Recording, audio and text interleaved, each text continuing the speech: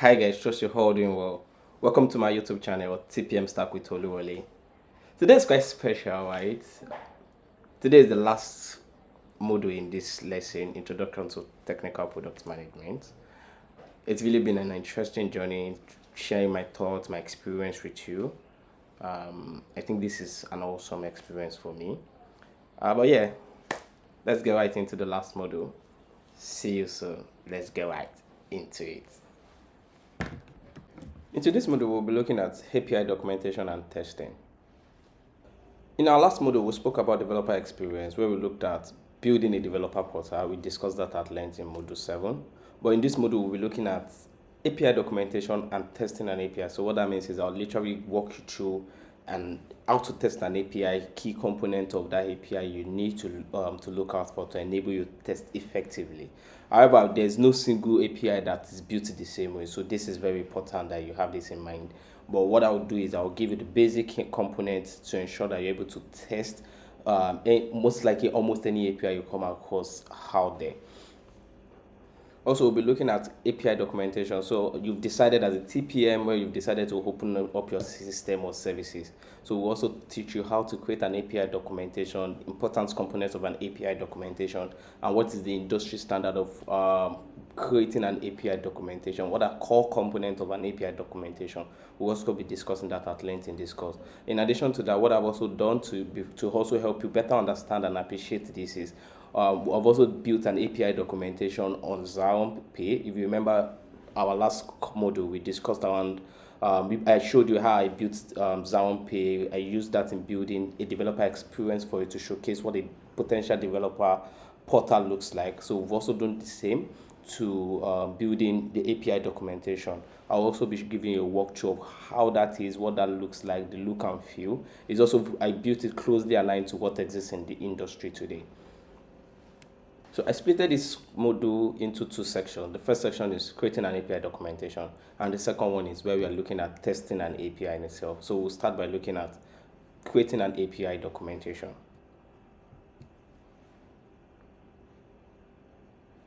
So let's start by defining API documentation. What does this mean? According to my definition here, API documentation is a comprehensive technical manual or a user guide that provides instruction on how to effectively use, integrate an API. It's as simple as that. What are we trying to say in essence? When you buy a TV or probably buy any gadget, you always find a manual in that gadget showcasing to you how to even use the gadget, showcasing how you can even learn to use the gadget, helping you to identify the potential component of those gadgets. So same applies to API as well. Without a proper documentation, the developer or the users will literally guess around making or knowing how to interact with your API. Like I said earlier, no single API is built the same way. So it's always good to have this in mind. And it's also important for you to know this so you're able to clearly explain what your API is and how it should be used. Now that we understand what an API documentation is, the importance of having an API documentation, now let's look at things critically from the business impact. However, don't forget, as a product manager, whatever you're doing is to bring value to your organization. So it's important for you to clearly understand the potential impact of things, both from the user perspective and also from the business perspective. From the business perspective, you're looking at how can this help us generate revenue. Yeah, on the business side, you can have success can mean different things. Success can mean revenue generation. Success can mean good retention. Success can mean customer satisfaction rate. So it's always important for you. And you've also seen scenarios where success can mean all of these things. So as a TPM, as a product manager, as an engineering need, one of the most important thing or mindset you need to have is value. You need to drive value. You need to be value oriented. So let's look at the potential impact of not having an API documentation on your business. Without API documentation, integration will take longer than expected. And when we're looking about duration, we are talking about weeks, right? Imagine you need your product to go live like yesterday, and you're having to consume a customer API that will take you about 6 weeks to integrate.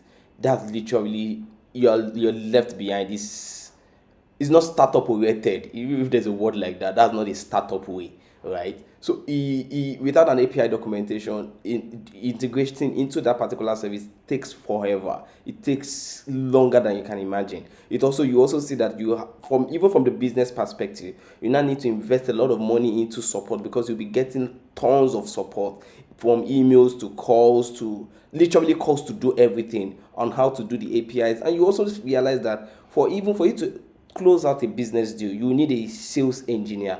This engineer is the person that will basically go to pitch the idea. They will have to basically explain how each of these things can be used, what their use cases are. You will literally have your sales engineer on calls all day long, which means you need to hire more people, you need to spend resources on support, integration will also take days, weeks for it to even get completed. Now, let's look at the business impact of having a properly and well documented API documentation for your service. Developers integrate it with your service in house. Imagine you need an API service, and there are two people offering that service. My service is we have a detailed API documentation that within the space of hours, less than 1 hour or 30 minutes, you have everything you need. You can literally start integrating, and your business can start consuming our APIs. But on the party B, there's no single point of documentation. It takes weeks. You are literally not even competitive in the markets, right? So it's also good. It makes you highly, when you have API documentation, it makes you very competitive in the market. Don't forget that your API is as good as your documentation. Lastly, in this session, we'll be looking at what a good API documentation should contain. I mean, the must-have of a good API documentation. Don't get me wrong. There's no one way to doing or writing or creating an API documentation. There are 1,001 ways of doing that. But every API documentation contains this core component I'll be sharing with you here. The first one is authentication guide. We've discussed all of this guide at one point or the other in discourse. Authentication guide. We also have the endpoint reference. We also have the request and the response sample, code error explanation, webhook event, SDK, rate limiting, versioning, and changelog. Like I had mentioned earlier, I had also built, in addition to building the Zaon page website, I built out an API documentation section where I'm able to give you a typical example of what an API documentation should look like and how you can build it. I build this by looking at the biggest out there, right? And I ensure that it's closely aligned with what they have. So what you have here, once you leave this course, my expectation is that my hope is that once you leave this course once you complete listening to this course, you're able to go build your API documentation without any assistant or within time. But if you have any question or if you need any assistance, you can always let us know in the comment section. So let's get right into it. This is the Zaon website that I designed, like I had mentioned. It's a payment gateway where you can onboard. This is closely aligned with what we have in the industry today. It can help you with card payments, mobile money, bank transfer, and this is an API documentation. You can read the documentation here. When you click on the documentation, it will take you to the documentation link. So which one is what we'll literally go into shortly. Again, just to reiterate, this company does not exist. I only built this web page, this landing page, just to ensure that I'm able to give you a walkthrough. Everything I'm teaching you don't feel like it's abstract. It's something I want to give you like a real life experience of this thing, show you how it works. So the company does not exist. So this is Zaon Pay API documentation. It's closely, if you look at what we have here, it's closely aligned with what you have out there for payment or a typical payment industry. Check the like of Stripe, PayPal, Paystack today.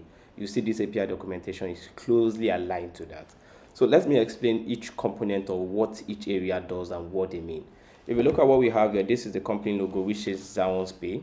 What we have here, if you remember where we had discussed versioning in APIs, where we have spoken about there are certain changes, breaking change and non-breaking change. Breaking change is where these are changes that you make to your API that literally will require your customer or will force them to basically make an update. right? And there's also non-breaking change where when you make an update to your API and it causes no break, or it does not require, your customer don't even have to do anything to even update or reconfigure from their side to keep using your APIs.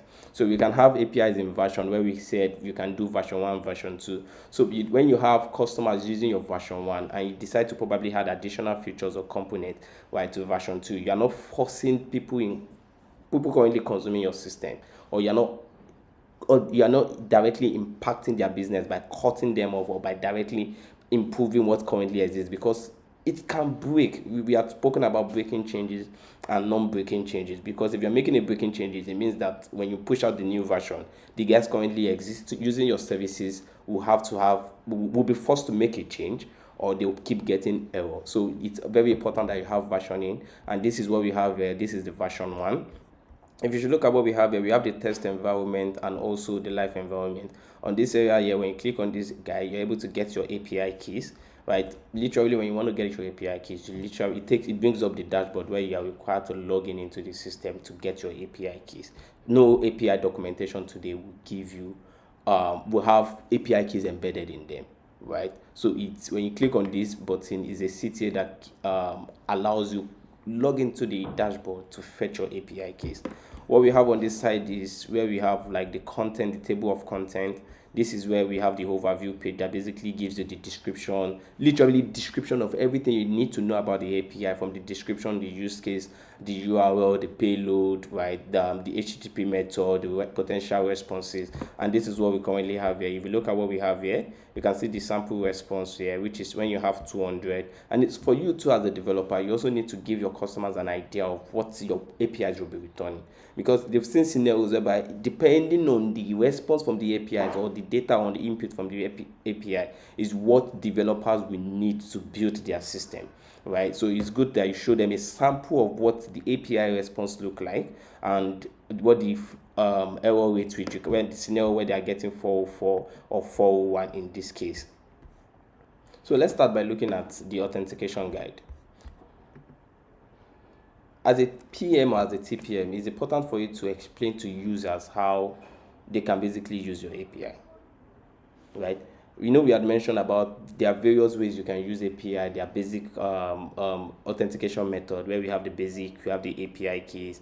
We also have scenarios where they can use JW token or bearer token. It's important for you to explain to your users or your audience how they can literally use your API. This is highly important because it's going to serve as a gatekeeper to them even using or consuming your API in the first place. So what you have on this authentication page is where it explains the authentication method, right? And we're using like bearer token kind of implementation where we have the secret key and the private key. This is very important for you to state or explain to your business or add in your documentation literally, so you're able to developers business understand what they need to put in place, because for every request you're sending, right, this authorization or authentication method needs to be added to it. So if you don't even understand this or you can't find this on the document, it means you cannot even use that API. You cannot basically consume the API. So if you should look at this is an example of a payload. If you look at what we have here, you can see the authorization mechanism here. It's important that it's, like I had mentioned, it's part of every request you make. So if this is not clear or you don't know how to find your way around this, so the API is good for nothing, right? You might have built the best API in terms of the technical side, but if you don't have or you don't explain to customers how they can get authenticated for every request they're making, then the API is as good as nothing. There's no even point to even bother building the API because nobody can use it. So if we should look at what we also have here, we have the error code status, right? So it's also important where you're also able to explain.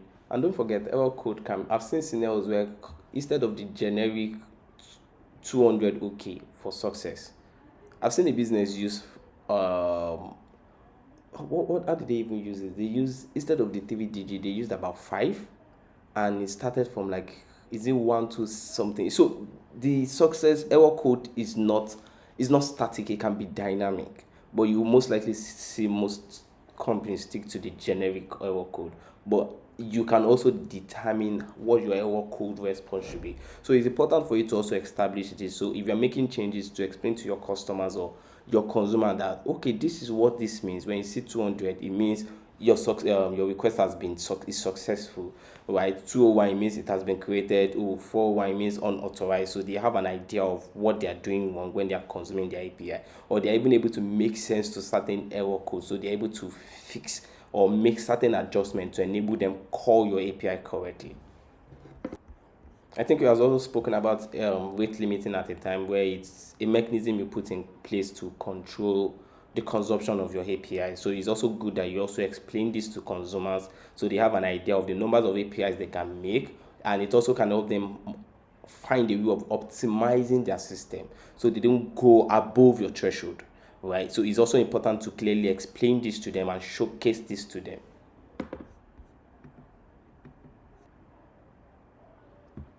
So next one, we'll also be looking at endpoint reference, right? So in this case, you can see under transaction, we have four different types of endpoints, where initialized transaction, verified transaction, list transaction, and refund transaction. So this gives the customer an idea of the types of APIs or the types of action they can even carry out or perform with this API. It's very important that you help them understand this so they know when they want to call certain APIs to get a list, they know that, oh, there's an endpoint that can help them get. We have that there's an endpoint for list transaction. They literally just need to get the right API and passing the right HTTP method. So it's also important that you have a list of the API references, so they have an idea of what they can do with that API, the numbers of categories, or literally what they can do with the APIs in real sense. Next, we'll be looking at the response, the request, the payload, and the response sample. So this is an example. What we have here, it shows that this is the post request, the transaction part, and what we have here is the body parameter. Some people call it body parameter, some people call it payload. Yeah, the nomenclature, you can use different type of nomenclature, but it literally means the same thing. So what you can have here is showing to you that this is amount. This amount is very compulsory. It means that without this amount input feed on your API would not, you most likely get an error from while consuming the API.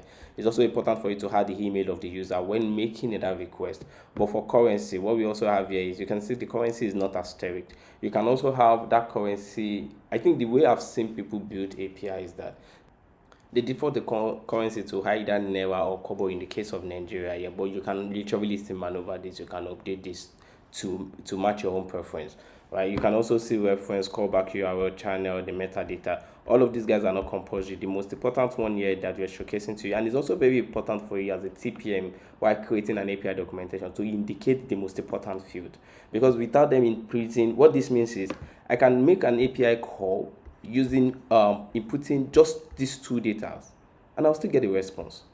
But if I input currency, reference, callback URL, and the rest of these data that are not made compulsory, and I choose not to probably add email, I will not be able to make an API call, because the API is being built in a way that is expecting certain data. There are certain data that are called compulsory data, and the other ones are literally called optional. If no matter the amount, if you will fill in the old optional information, but you don't have the compulsory data input, you won't be able to make a successful API call. Also, as a TPM, before even people even consume your API, even have like a clear understanding of how to even call your API, it's important for you to have give them an idea and overview of the type of responses your API is returning. You can have two businesses offering the same services, but what you will find out is their API response might not necessarily be the same. You can have one company, the company A is returning about 10 values, and company B is returning about 15 values. I, for an instance, let's take Xampp Pay for an instance, can probably need additional input field that company B is offering and company A is not basically providing. But once I'm able to go through the documentation, I can clearly see the API that basically can suit or serve my purpose, because I'm able to have a clear overview of what their potential response is, what their potential payloads are. So it's very important for you as a TPM to always have on your API documentation the payload and the sample response. So that brings us to the end of the first session, which is creating an API documentation. Now let's go into the second section, which is testing out this API.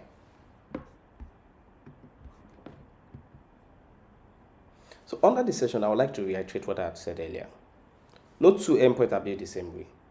The way team build, design, or even make certain standard, certain principle or behavior of how the API should work, the way they built it is literally different across board. You can find an organization using API key for different types of API, and you find the other one using bearer token, you have the other one using basic authentication. So no single API today in this tech environment is the same.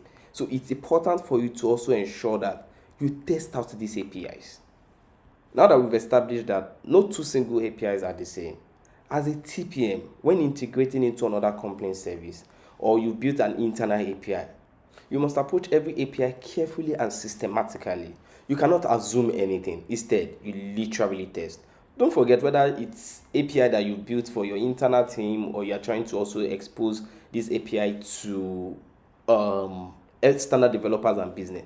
You as a TPM responsible for championing that product, you need to test it because you need to experience it firsthand before even opening up your platform to external users or internal teams for consumption.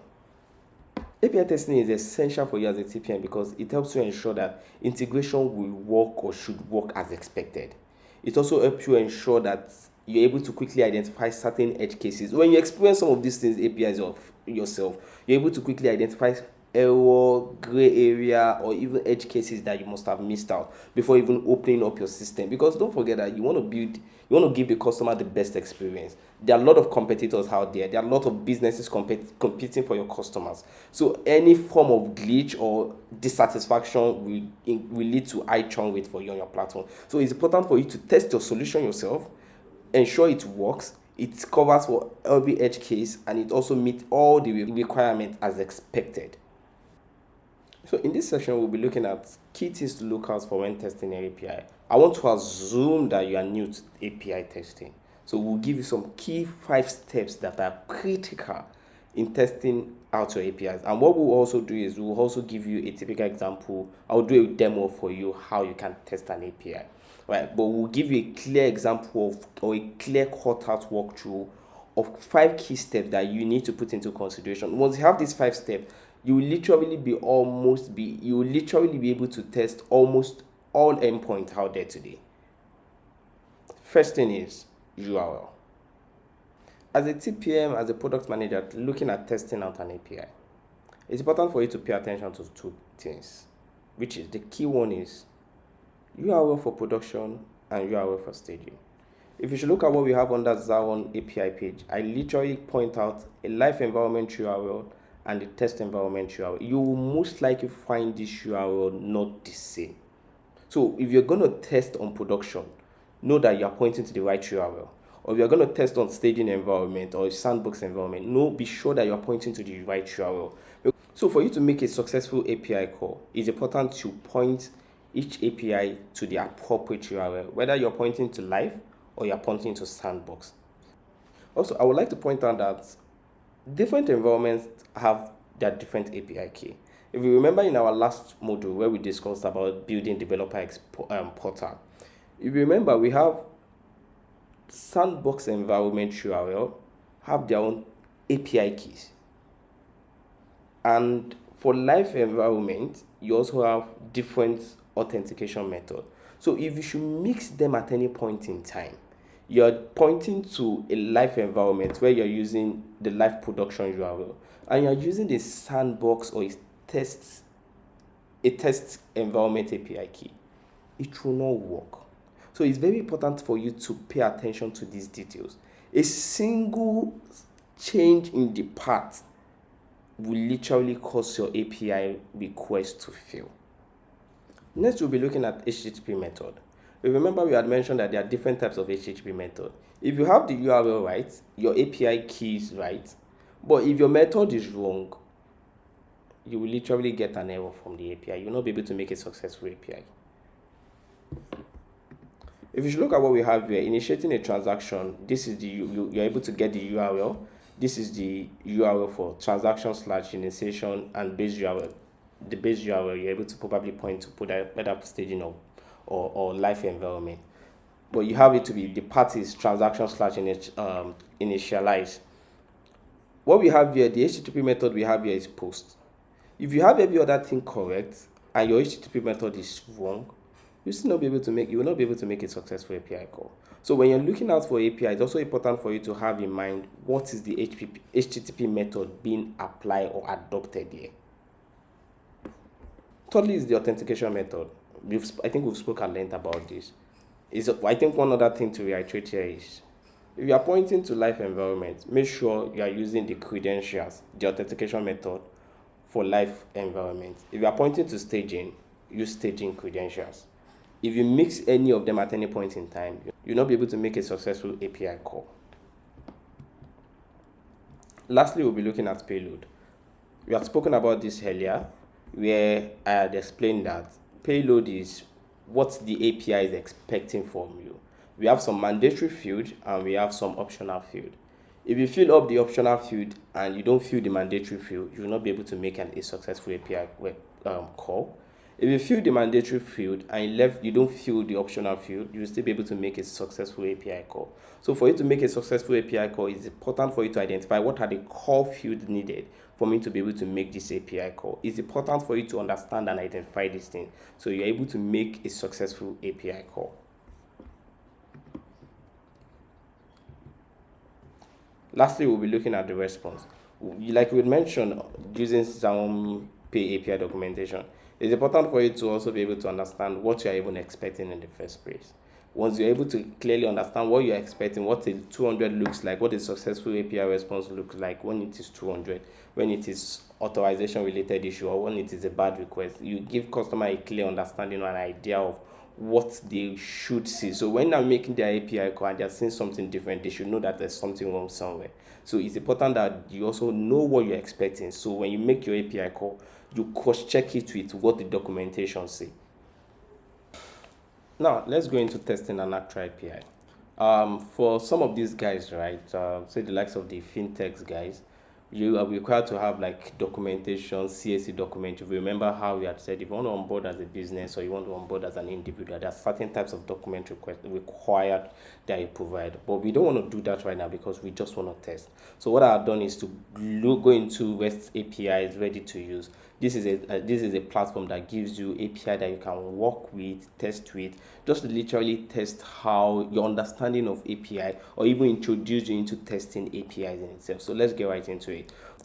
We landed on finding these dog APIs. I've tested it and it works. Let's hope that it also continues working while we are trying to even do this demo also. So let's get right into it. This is basically a dog API. It returns images of dog. You can also upload dog images in there. So for you to be able to use this, right, let's go into the API documentation. This is what the API documentation is. It says for you to have what the authentication method they use is API key. So you are required to sign up to access the API key before you can make API calls to this guy. So completing that, you can see what we have here as the base URL. Like I had mentioned earlier, they had specified what the authentication method is API key. In my own case, I've signed up already. Like I had mentioned, I've tested this guy just to be sure it works. So let's just hope it continues working. So I have an account with them already. Right, so I'm able to like get my API keys for usage on this particular app. So let's get right into it. So to also help us better understand this guy, we'll be looking at understanding the API documentation to look at what is possible with this API, and all of that has been stated in the API documentation. Let's not forget that this is a free API mode, a free API made. Probably somebody just decided to build this guy to ensure that people are able to test an API, so don't have high expectation around the documentation. It literally just cuts them some slack, right? It's basically someone's personal project. They are not necessarily generating revenue with this platform, so let's cut them some slack. So we'll be making some assumptions in between, but let's get right into testing. So first thing is, right, for us to basically go into our portal. This is my portal here, right? This is what the dashboard looks like. I've been able to make 3 API calls. 1 API key has been assigned to me, right? The weight limit of this, we have spoken about weight limiting at some point. So this is showing to us that we have about 100 requests per second that we can make. And this is basically just high level infographics of the numbers of API I had made. Right, there's different subscription, and this is the API documentation. We currently have the API documentation currently open, right? So if I click on this side of things, you'll be able to see my API.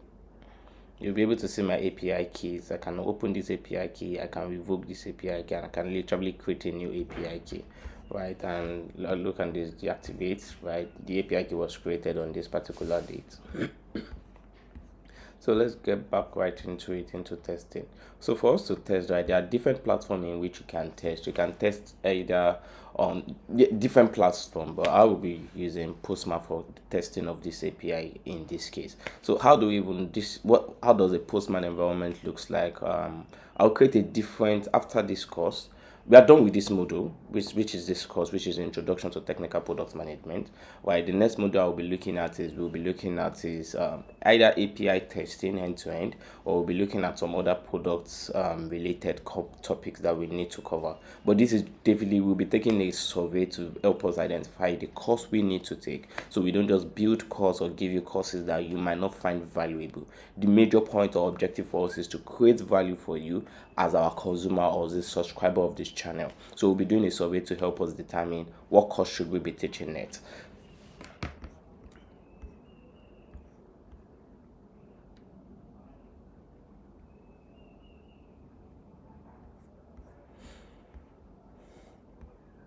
So I've created a collection here, which is the dog API. Under this collection, I can decide to create a dog API collection, which is what we have done here.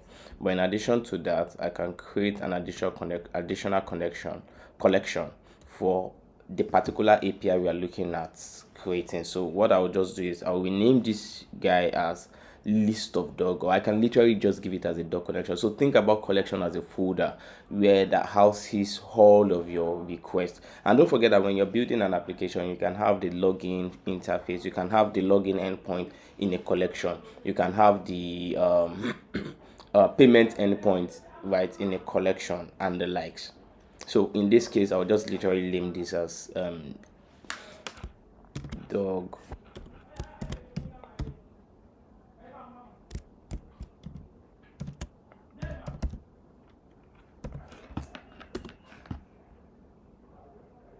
So there are a few things you can do after creating your collection. You can see an overview where this is where you put the description of what the collection is about. Authorization. I think we at some point in the course we have discussed different types of authentication method where we have said there's a basic auth, there's a bearer token JWT, there's the API key, right? Then you can also add a script. You can add environmental variable. An environmental variable is where you don't want to keep typing out certain things, right? So you can an environmental variable can be the base URL. An environmental variable can also be even the API key in itself, right? So these are things that you've been able to like put as a component. So when you need them in the course of the testing your API, you're able to call them. So I'll show you how to create an environmental variable. I'll also show you how to set up your authorization on the collection itself. And there are multiple ways of you doing API testing. API testing. For every API test, you need to add an authorization, right? So you can add that authorization on the collection level, or you can decide to add it per request. But in our own case, you'll be adding it on the collection level. So at every point in time I'm creating a request, I don't have to add it. So it makes things a bit simpler, easier, and faster for me. So I'll also show you how to do that. So let's start with the authorization bit of things.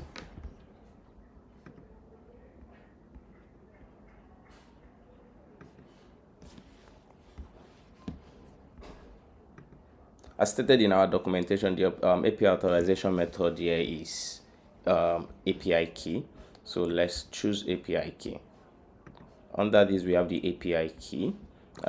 Please, no single API documentation is the same, so it's always important for you to reference back what the API author had said. So what they said is X API key as the value. So let's copy that and return to the key here is API key. Right, then let's go back to pointing. It says after inputting that you put in the API keys. Where can we get our API key? This is where we can get our API keys. We input the API, we go back to Postman to input the API keys. This is done. Right, now that we've done that, so what this will help us do is, right, it automatically sends this API key alongside every request you are making. We are adding this authorization on the collection level, so everything under this collection will be relying on using this API. Now let's set up an environment variable. We had established an an environment variable can be anything you know that at the use of this API collection, you can always call them. So you can create them as a component that you can always reference and call. So let's create our base URL. One thing that is unique across board for us in this guy is on testing this application is the base URL. We will always need the base URL. So instead of me having to put the base URL, having to crack my head around, oh, the base URL is https dog api.com. I can literally just create that as an environment variable. So let me show you how to do that. So I start by copying this, right? I go back to my postman. I can, for this variable name, you can have the variable name to be anything. So I will name my own variable name as dog URL, right? And the value as this, right? That is now created. So I've been able to show you how to create authorization from this perspective, and also how to create environment variable, which is our dog URL. So let's go into creating an API request in itself. So let's go back to the documentation to understand the type of API request we can make. So let's go to images. Under images, you can search image. So what I'll do is I'll do two walkthrough for you of how to start by image and how to upload an image. So the first one we'll be looking at is search by image. If you look at what we have here, it's saying that for you to be able to make this API call successfully, you need to impute the API key, the URL, and this is the URL part. If you remember, we had set out this base URL. This part from year to year is where we have the base URL, and it says for you to be able to search by image, you need to be able to do hard search by images for the image, then you search, then you limit your search to 2. So we can do some work around this, but before even doing that work around, I want to show you how important it is that everything that you have in an API should be one-to-one. If there's a slight change in any, whether the URL part, the HTTP method, you literally almost get an error. So let's even try all of those errors. Let's intentionally make mistake before even doing the right thing. And it shows you, just to show you how it's important for you that when you're testing,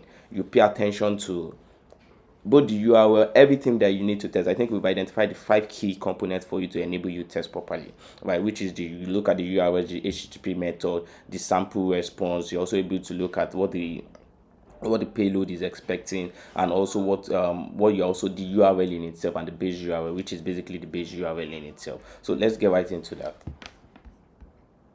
In our own case now, we don't need to impute the base URL again. The only thing I just need to do is to copy this guy. Don't forget that we are also we've implemented the API key on the collection level. So let me show you how that works.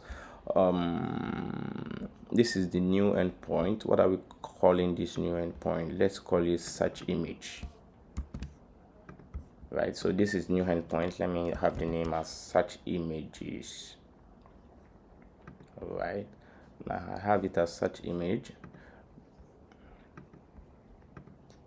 So in this case, what I'm trying to show you here is that on the header, can you see I just created I tried making a request. I'm not even started adding the request. I just added like a get request, like adding a request capability, and you can see that this is the API key. It has been added automatically for me, so I don't need to add it anymore. All right, just wanted to point that out to you. And now you don't forget that we've also created like a base URL. How do you now call the base URL? For you to call the base URL, you have to curly braces. Then you have this. Can you see? So instead of me having to type http.thedogapi.com/http, so what do you now do? If you look at what you see, testing API requires attention. If you look at what we have here, you can see that this part is left out of it. Now let's copy this part to complete the API URL. Now awesome. Can you see that this is exactly what we have? So let's intentionally make error by calling this API. Right, instead of having this one slash, let me put double slash, and let's see what we have. I think we've all established that this is a get URL, and if you also remember, I said something around payload, the payload, right?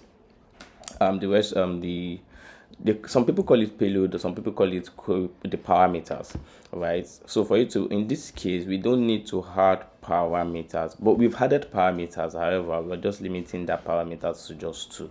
right? So let's look at what we have here. From what we have here, you can see that this parameter, we don't necessarily need to add a parameter, but we'll also do an example for where we need to add a parameter, just to showcase to you where there's a need for us to add a parameter. But let's just stick to the one that does not require us to add a parameter. But the parameter we've only added here is just limiting this request to 2. Right, so let's do this. Don't forget that we've intentionally messed up this endpoint, so we shouldn't, I don't expect us to have a successful response. So let's get right into it and try it out. Exactly, it's showing 404, which is the source cannot be found. What this is literally saying is, this endpoint you are trying to call, I don't know it, I can't find it, I don't know where it is. Right, so, and why is that so? Because we added an additional endpoint. Right, we've added an additional endpoint, and what I think this is very brilliant.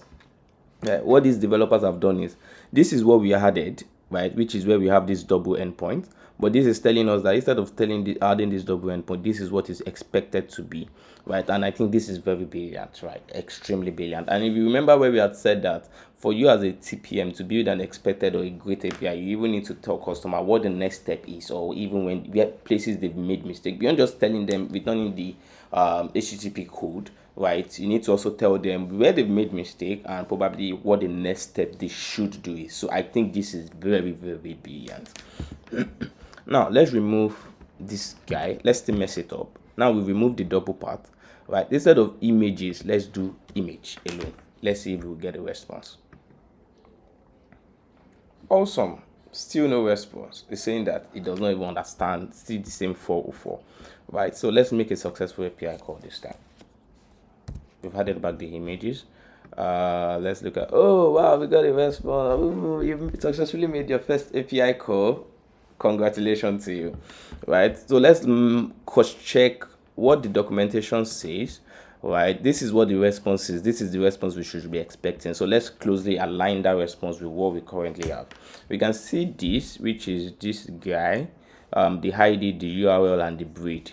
So let's cross check it with what we have. Also, we also have the ID URL. Oh, they've updated the endpoint to indicate the width, the height, the breed, and the category. So this type of, if you remember where we had discussed something around breaking changes and non-breaking change. This is a typical example of non-breaking change, right? I think we've discussed that at length, so you can always reference some of our the previous lecture to see that. So let's look at what this image literally looks like.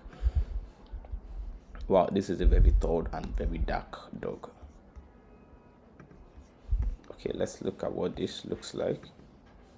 Okay, this is an extremely hairy dog.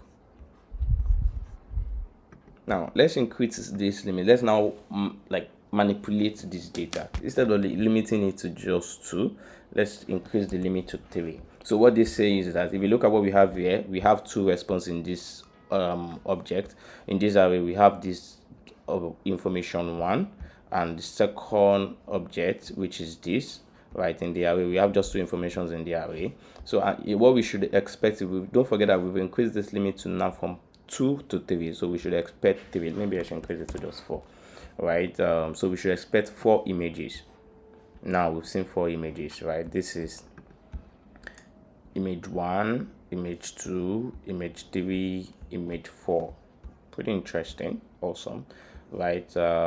Response body is, right, like we mentioned, ID, URL, width, height, breed, categories. So if you can see what we have here is showing you response of 200, which means successful. What you have here is showing you the amount of times, right, the API, it took the API for us to get a response. We've also spoken about response time. This is showing us 342 milliseconds, right, which is less than a second. And this is the amount of images that we currently MB that we basically exploit using in getting that information. Right, let's look at this, what this image looks like. Okay, this is a small dog in a snow and a woody environment. Let's look at this. This is a very, very hairy dog. Extremely hairy dog for that matter. Okay, let's look at what the third image looks like. Okay, this is a semi-hairy dog looking like a wolf. But yeah, cute dog. I think we just have one last one. Let's look at what the last dog looked like. Okay, I think this is a pit bull. I'm not so familiar with dogs, but I think this is a pit bull, and it's looking well kept. Awesome. So I think we've been able to see how that works. Now let's go back to the documentation to see how we can even upload an image. So the idea for me here is what I want to do here is to upload a random image. So let's get that into it. Now, so if we look at what this is basically the description of what the image is, right? How to upload, the parameters required for you to upload your image. So if you look at it, this is the endpoint. So we are saying that the base URL we have it to be /images/upload. So this is the endpoint you'll be using, right? And the parameter is here is basically file type, where you're able to put it as multi-type, multi-part form data, right? The request sample, the HTTP method here is post, right? So this is what your response should look like. So let's try that out. And for us to try that out, we need to create another.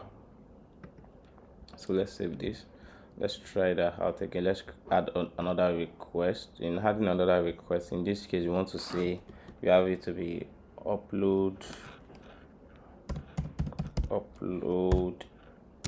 image. Awesome, right? Exact thing. Let's use the same base URL. Let's use curly braces URL. The updated path. Let's go back to the documentation so just to be sure that we are pointing to the right path. So if we should look at what we have here, it's saying that the path should be images that upload. Okay, so I can remove another slash, right? So in this case, we'll be using what's it called? We'll be passing the parameters or the payload for it.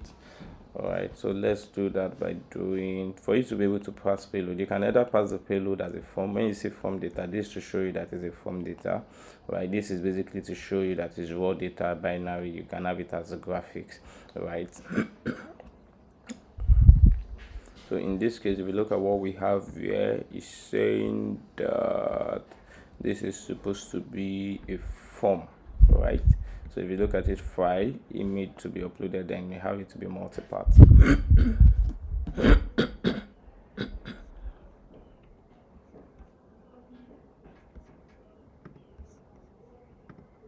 Okay, it says file, so let me copy this as file,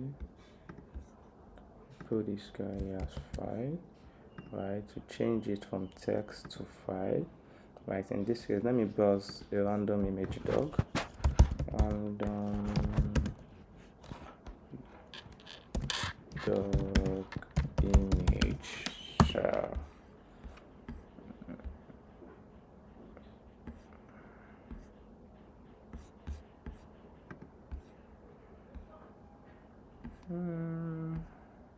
I just find a very reasonable dog image, and let's see if we can make that work. Okay, this Rottweiler looks cute. Let's save that. Save as image. New dog. That's under downloads. So let's go back to our iPad. Let's now upload the new dog we've uploaded. Alright, this is our new dog. Let's have that has been updated. Let's now go back to the sky, saying that we need to add 5 parts. Let's go back to the header. Okay, so can you see the content type here? It has been updated to multi-part /form data, so I think that's good. Let's now send that API request. Right, is there any other thing we need to add? That type, multi-type data from, okay. So if you should look at what we also have here, is showcasing to you the fields that are optional, right? Showing you that this 5 parts is mandatory, type is mandatory, which is basically what we've done. So the file path name, this is it here, right? The type, if you remember when we were going to do the type, we had said this is the type. So instead of text, you can either upload a text or a file. So we set it to file like as instructed, right? So they said we should choose file upload type to be file, right? Images should also, you can have it to be URL, or you can basically have the file uploaded. So we'll have the file uploaded here. The sub ID, this is optional, height optional, width optional. So if you remember where we had said that for you to make a successful API call, it's important that you fill the mandatory field. So this is me filling the mandatory field, right? And if you fill all the optional field without filling the mandatory field, you'll most likely get an error, or you could literally get an error. You won't be able to make a successful API call. So this is a typical example of that. All right, so let's make this API call and see what it tells us. Oh, I forgot to change the path from get to post. So I think it's very, very important to always pay attention. All right. So maybe we should even leave it at get. Let's see what we have. You most likely get an error, but let's try. Bad requests, as expected. So let's go back to changing this guy to post. So I think we have, hopefully we have everything that we need. Yeah, let's give it a try. Oh wow, you can see two request has been accepted. I think there's a review process. So you can see the ID. This is the ID assigned to the image we uploaded. Status is here saying to be reviewed. This is the link and all of those stuff. Yeah, I think we've been able to complete that part of it. Yeah, this is just basically an introduction to API testing. If you have any question or if you have any gray area, you can always let me know.